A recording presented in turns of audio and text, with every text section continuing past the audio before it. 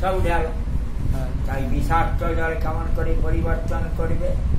আর যেই পরিবর্তন করবে কালিয়া দমন করবেন, তাই করঙ্গ দিচ্ছে উঠে গেল, দোলাচ্ছে। এরা বলছি ওরই কানাই, আমরা মরে গেলে তুই বাঁচাতে পারি, উনি কানাই ওরে জলে পড়িয়ে নিলে ভাই, তুই মরে গেলে আমরা তো বাঁচাতে পারবো না। রাজ্য করেন তমল শব্দ করে কত ভারী।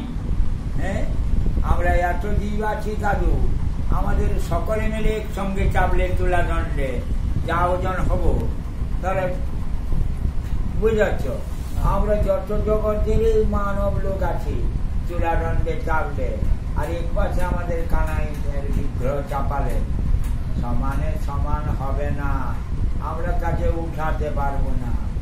সেই চূড়াদণ্ডের ওপাশে যে রয়েছে আমার কানাইয়ের পুত্তলিকা, আমরা উঠাতে পারিব না। এত জনগণ বসিলেও চূড়াদণ্ডে আমরা ওকে উঠাতে পারিব না, সেই এত ভারী। তা জলের মধ্যে পড়লে কত শব্দ হবে। আর 100 খানা বিচার করে কালিয়ানাথ উঠিয়ে এলো, রেগে এলো, ধরবে বলে সাঁতার কাটে ধরতে পারি, খরা না দিলে তো ধরতে পারবি। আস্তে আস্তে সাঁতার কাটা কমালো, এবার কালিয়ানাথ জড়িয়ে ধরলো গোবিন্দকে, নন্দির পুতুলকে পাঠান করে দিয়েছে, তাই সবল মারে দাঁত সব উড়ে যাচ্ছে, আর ঘর্ষণ করছে যে ওদিকে মেরে দিলে নিচুটা সাদা উপরটা কালো। হ্যাঁ, ঘোর কালো ছিল, যত ঘর্ষণ করছি যে রক্ত রুধির আর মুখ দিয়ে রক্ত, নীলবর্ণ বাড়ি সুধা পরিচ্ছন্ন করে দিয়ে নিয়ে এলো উঠিয়ে দিয়ে, পরে বাম পায়ে খড়মের চিহ্ন আছে মস্তকে, বাম পায়ে মাঠ চপকে চেপে দিয়ে চাপতেই ছেড়ে দিল দেহটিকে। পাথরে গা ঘষলে কেমন হবে দাদু? হ্যাঁ, তাই এত ভারী। তাই বললো তাহলে আমাদের 5 লক্ষ কেমন করে হবে ঠাকুর? বলে বাম পাশে এই রাত্রিবেলা দেবলী মেয়েছে ইটুটুকু রকম আছে, ইটুটুকু ওটা বেরিয়ে আসেনি, সবল মারলে ওটা ফিং করে আছে, ওই ছিটকে পড়ে, আর ওই যে রক্ত বেরাচ্ছে ওর মধ্যে মিশে যে যন্ত্রণা।